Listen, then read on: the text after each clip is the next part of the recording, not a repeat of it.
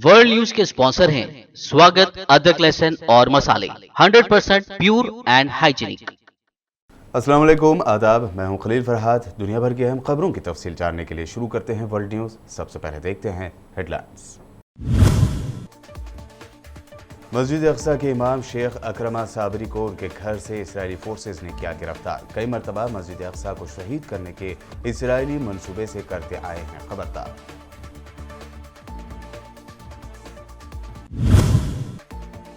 Switzerland में मुसलमान खवातीन के नकाब, बुर्के और हिजाब पहनने पर पाबंदी के फैसले की अक़वाम मुत्तहिदा ने की शदीद मजम्मत। कहा, किसी के लिबास का फैसला करने का स्विस हुकूमत को नहीं है इख्तियार। तुर्की ने अपने न्यूक्लियर पावर प्लांट को आगे बढ़ाया, तीसरे यूनिट का रखा संग बुनियाद। रूसी सदर ने वीडियो कॉन्फ्रेंसिंग से की शिरकत। प्लांट को बताया गया तुर्की का फ्यूचर।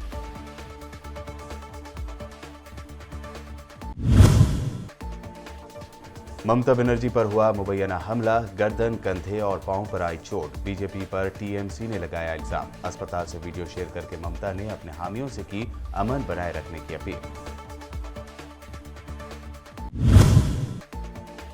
नंदीग्राम में ममता बनर्जी पर मुबैना हमले की गूंज। बीजेपी पर चारों तरफ से तनकीदी हमले। मनीष सिसोदिया ने मारपीट को बताया बीजेपी का कैरेक्टर। कहा, बंगाल में खिसकती जमीन देखकर बौखला गई है बीजेपी।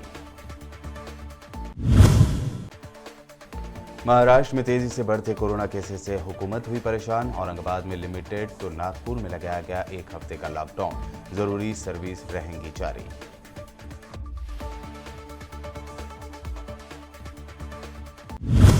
अक़वाम मुत्तहिदा ने स्विट्जरलैंड में मुसलमान खवातीन के नकाब, बुर्क़े और हिजाब पहनने पर पाबंदी के फैसले की सख्त मजम्मत की है। यूनाइटेड नेशन ने कहा है कि स्विस हुकूमत कैसे इस बात का फैसला कर सकती है कि कौन कैसा और कौन सा लिबास पहने। अक़वाम मुत्तहिदा की ह्यूमन राइट्स की हाई कमिश्नर की तर्जुमान रवीना शामदस्तानी ने कहा है कि स्विस हुकूमत को ये इख्तियार नहीं कि वो किसी के लिबास का फैसला करे। ये इंसान के बुनियादी हुकूक़ की खिलाफ वर्जी है। जिस तरह किसी को नक़ाब पहनने पर मजबूर नहीं किया जा सकता, उसी तरह किसी के नक़ाब पहनने पर पाबंदी नहीं लगाई जा सकती। याद रहे कि स्विट्जरलैंड ने इतवार को एक रेफरेंडम के नताइज के बाद अक्सरियत का फैसला तस्लीम करते हुए मुसलमान खवातीन के नक़ाब, हिजाब और बुर्का पहनने पर पाबंदी लगा दी थी। तुर्की में न्यूक्लियर पावर प्लांट के तीसरे यूनिट का संग बुनियाद रख दिया गया। तुर्की के सदर रजब तैयब एर्दोआन और रूसी सदर व्लादिमीर पुतिन ने इस तकरीब में वीडियो लिंक के जरिए शिरकत की। एर्दोआन ने कहा कि 3 साल पहले रूस के साथ न्यूक्लियर पावर प्लांट का मुआहिदा हुआ था। अब तक न्यूक्लियर पावर प्लांट के 2 यूनिट लग चुके हैं। तीसरे का तामीराती काम शुरू हो चुका है, जबकि चौथा यूनिट आइंदा साल काम शुरू कर देगा। तुर्की ने न्यूक्लियर पावर प्लांट को फ्यूचर की पावर और एनर्जी की ज़रूरियात को पूरा करने के लिए लगाया है। ये तुर्की का एक स्ट्रैटेजिक एसेट भी है। उन्होंने कहा कि ये न्यूक्लियर पावर प्लांट तुर्की का फ्यूचर है। गल्फ कंट्री ओमान ने साल 2020 और 21 में छोटे और दरमियानी दर्जे के कारोबारों को इनकम टैक्स में छूट और गैर मुल्की इन्वेस्टर्स को तवीलुल मियाद अकामे देने का ऐलान किया है। ओमान के सरकारी मीडिया ने हुकूमत के विजन 2040 के तहत इन नए इक़दामात का ऐलान किया। सऊदी अरब के विजन 2030 की ही तरह इस विजन का मकसद ओमान की इकनॉमी को मजबूत करना और तेल की दौलत पर इन्हिसार कम करना है। इस वक्त ओमान को ज़्यादातर माली वसाइल तेल के एक्सपोर्ट से ही हासिल होते हैं। ओमान खलीज ताउन कौंसिल के रुकन ममालिक में सबसे कमज़ोर इकनॉमी का हामिल है। गुज़िश्ता 1 साल के दौरान में कोरोना वायरस की वबा और इंटरनेशनल मार्केट में तेल की कम कीमतों ने इसके लिए मजीद मसाइल पैदा कर दिए हैं। इजरायली फोर्सेज ने मस्जिद अक्सा के इमाम शेख अकरमा साबरी को उनके घर से गिरफ्तार कर लिया। इजरायली फौज ने अल-सबाह शेख अकरमा के घर का मुहासरा किया और उन्हें अपने साथ ले गई। गिरफ्तारी की कोई वजह अभी तक नहीं बताई गई। शेख अकरमा मकबूजा मशरक़ी यरूशलेम के पुराने शहर में रहते हैं।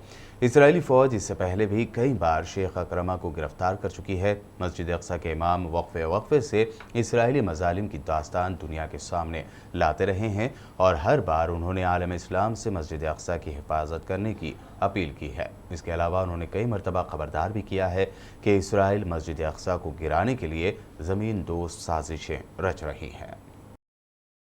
फ़लस्तीन के मकबूजा मगरबी किनारे में यहूदी आबादकारों की तादाद 42% बढ़ गई है। इसराइली हुकूमत फ़लस्तीनी किसानों की ज़मीन हथिया कर यहूदी आबादकारों को दे रहा है ताकि वो यहाँ ज़राअत का काम शुरू कर सकें।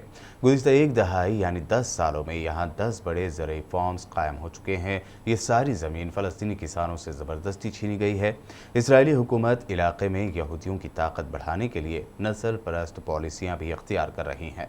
ज़्यादातर सफ़ेद फार्म यहूदियों को दरियाए उर्दून और मशरक़ी बहर रूम के साहिली इलाकों में बसाया जा रहा है। ये सफ़ेद फार्म यहूदी फ़लस्तीनियों की ज़मीनों पर ज़बरदस्ती कब्ज़ा करके उन्हें इलाके से बेदखल कर रहे हैं।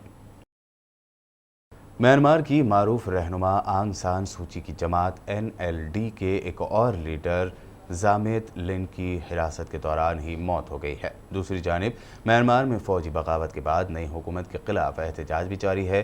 ज़राए के मुताबिक जामेत लिन की मौत मंगल को उस वक्त हुई जब वो यंगून में पुलिस के छापे के दौरान फरार होने की कोशिश करते हुए गिरफ्तार हुए थे और ज़ेर हिरासत थे। ब्रिटेन और नाइजीरिया के दरमियान हाल ही में तय पाने वाले एक एग्रीमेंट में ब्रिटेन ने नाइजीरिया को उसके एक साबिक गवर्नर की जानिब से लूटे हुए $58 लाख जल्द लौटाने की यकीन दहानी कराई है। ये साबिक गवर्नर डेल्टा स्टेट जेम्स एबोरी हैं, जो ब्रिटेन में मनी लॉन्ड्रिंग के जुर्म में साल 2012 में सज़ा पा चुके हैं। वकला का दावा है कि बरतानी गवर्नर ने तेल के ज़खायर से मालामाल नाइजीरिया से तकरीबन 11 करोड़ 70 लाख पाउंड लूटे थे। वर्ल्ड न्यूज़ में खबरों का सिलसिला आगे यूं ही लगातार जारी रहेगा। फिलहाल रुकते हैं एक छोटे से ब्रेक के लिए।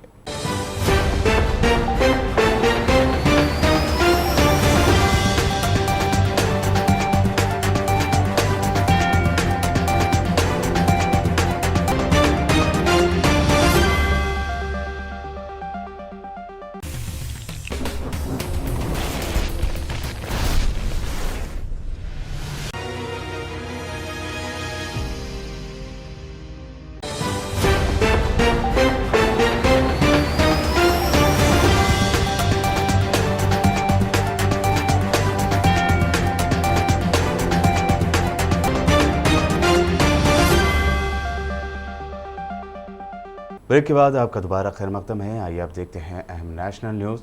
मगरबी बंगाल के नंदीग्राम में इंतखाबी तशहीरी मुहिम के दौरान मुबैना तौर पर ममता बनर्जी पर हमले की खबर सामने आई है। इस हमले के बाद SSKM अस्पताल में ममता बनर्जी को एडमिट किया गया है, जहां उनका एक्सरे निकाला गया। इस एक्सरे में पता चला कि ममता बनर्जी के बाएं टखने में संगीन चोट आई है। इसके साथ ही पैर पर खरोच के निशान भी हैं, वहीं दाएं कंधे पर भी चोट आई है।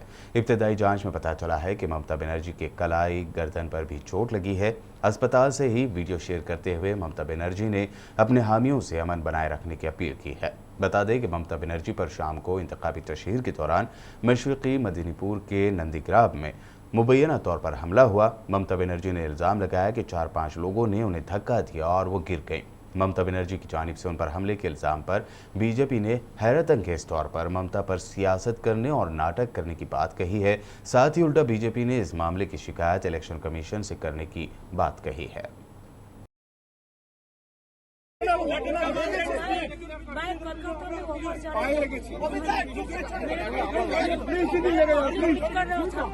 कोई पुलिस नहीं था, एक भी पुलिस नहीं था। हमारा पुलिस दीदी 4-5 आदमी नहीं था। मैं गाड़ी को इधर में खड़ा होकर नोट कर रहा था। 4-5 आदमी ने मेरे को गाड़ी पूरा बंद कर दिया और पूरा चोट हो गया। देखो कितना पुलिस। कहाँ आपको चोट लगी है दीदी? ओके दीदी कलकत्ता वापस जाएंगे। अभी बहुत दर्द हो रहा है, अभी जोर। और ये कहाँ पे हुआ दीदी? एग्जैक्ट जगह कौन सी है दीदी? बरौलिया बाजार में। और कितने लोग थे? पब्लिक बहुत थे, पब्लिक का बात नहीं है। 4-5 और कहाँ का चोट लगा आपको? कहाँ का चोट लगा? पैर में? फूल गया पूरा। दीदी किसी की साजिश है? किसी की साजिश है दीदी? साजिश है किसी की? कोलकाता में इलेक्शन कमिश्नर से मिलने के बाद TMC के MP डेरेक ओब्रायन ने प्रेस कॉन्फ्रेंस करते हुए कहा कि 9 तारीख को DGP को बदला गया, 10 तारीख को CM ममता बनर्जी पर हमला हुआ। ये असल क्रोनोलॉजी है। This is still not President's rule. This is still not a union territory. The hard questions have to be answered, and those responsible for this heinous incident need to be brought to book. And it's in such poor taste that 20-30 minutes after this happened, there were other kinds of statements meant. We condemn those statements. Talk to the doctors, see what happened.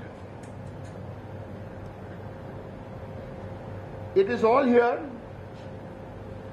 People are seeing how the ADG was first transferred. Chronology समझ लीजिए. 8 तारीख में, मार्च 8 तारीख, BJP के बंगाल के अध्यक्ष ने एक पोस्ट किया था, ममता बनर्जी को घायल होते दिखाया. ये मार्च 8 तारीख. मार्च 9 तारीख सवेरे इलेक्शन कमीशन ने वेस्ट बंगाल के डीजीपी बदला. क्रोनोलॉजी समझ लीजिए. ममता बनर्जी पर हुए हमले की मुल्क के हर गोशे से मजम्मत की जा रही है. वहीं इस हमले को लेकर बीजेपी को शदीद तनकीद का निशाना बनाया जा रहा है. दिल्ली के डिप्टी सीएम मनीष सिसोदिया ने ममता बनर्जी पर हुए हमले की मजम्मत की है. सिसोदिया ने कहा है कि बंगाल इलेक्शन में खिसकती ज़मीन से बीजेपी के लीडर बौखलाहट में हैं. उन्होंने इल्ज़ाम भी लगाया कि हमले करवाना बीजेपी का ही कैरेक्टर है. सिसोदिया ने मजीद कहा कि बंगाल में जो काम किया गया है वो बहुत अफसोसनाक है. एक सिटिंग सीएम के साथ इस तरह का हमला करवाना ये बीजेपी की बौखलाहट है और ये उनका चरित्र यानी कैरेक्टर भी है. मनीष सिसोदिया ने आगे कहा कि ये मेरे घर में भी घुस गए थे. दिल्ली वाटर बोर्ड के ऑफिस में तोड़फोड़ करके आए हैं. तोड़फोड़ करना, मारपीट करना, लोगों का मर्डर करना बीजेपी का कैरेक्टर है. मनीष सिसोदिया के मुताबिक ये भारतीय जनता पार्टी है या भारतीय झूठ पार्टी, उस पर क्या यकीन करें. महाराष्ट्र में कोरोना के नए केसेस में हो रहे इजाफे के दरमियान नागपुर शहर में 15 से 21 मार्च तक लॉकडाउन का ऐलान किया गया है. इस दौरान ज़रूरी सर्विस जारी रहेंगी. ऐलान में कहा गया है कि सब्जियां, फ्रूट शॉप्स, मिल्क बूथ जैसी ज़रूरी खदमात लॉकडाउन के दौरान जारी रहेंगी.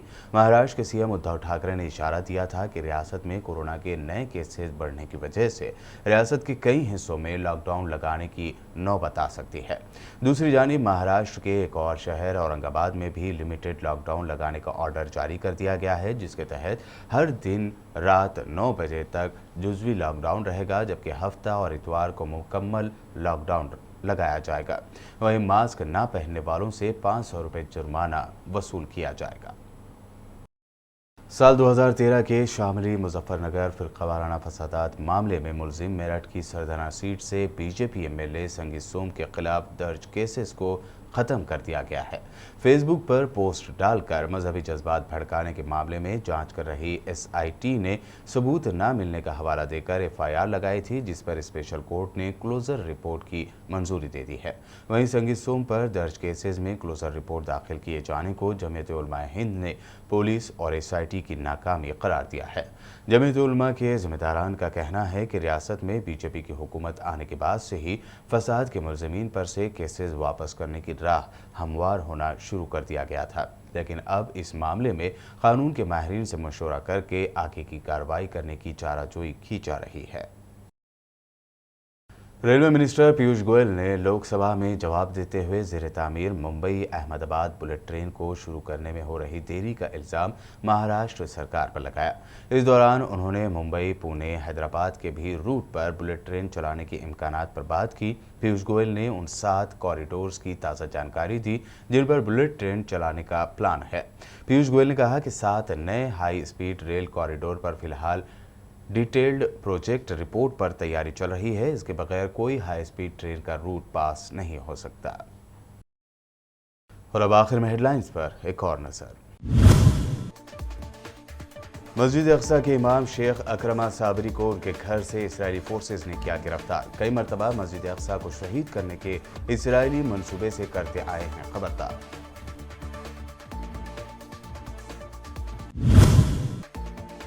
स्विट्जरलैंड में मुसलमान खवातीन के नकाब, बुर्के और हिजाब पहनने पर पाबंदी के फैसले की अक़वाम मुत्तहिदा ने की शदीद मजम्मत। कहा, किसी के लिबास का फैसला करने का स्विस हुकूमत को नहीं है इख्तियार। तुर्की ने अपने न्यूक्लियर पावर प्लांट को आगे बढ़ाया, तीसरे यूनिट का रखा संग बुनियाद। रूसी सदर ने वीडियो कॉन्फ्रेंसिंग से की शिरकत, प्लांट को बताया गया तुर्की का फ्यूचर।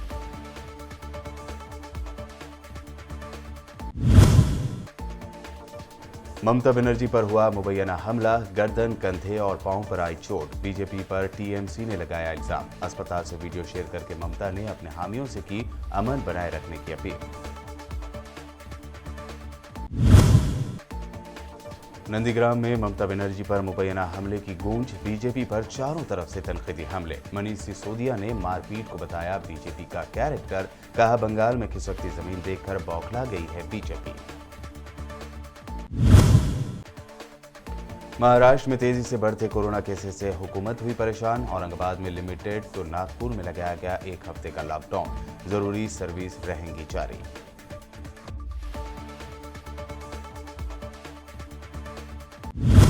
वर्ल्ड न्यूज में ये थी अब तक की अहम नेशनल और इंटरनेशनल न्यूज। यूट्यूब पर हमारे चैनल को सब्सक्राइब जरूर करें। मज़ीद अपडेट्स के लिए बने रहिए हमारे साथ और देखते रहिए बीपीएन चैनल।